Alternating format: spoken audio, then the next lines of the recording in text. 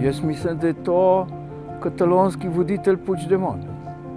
On je ponovno Slovenijo postavil na svetovni zemljevid. To je en del, drug del je pa to, da je boj za neko samostojnost in kulturnost tako pomembnega naroda zelo plemenita in tudi nujna.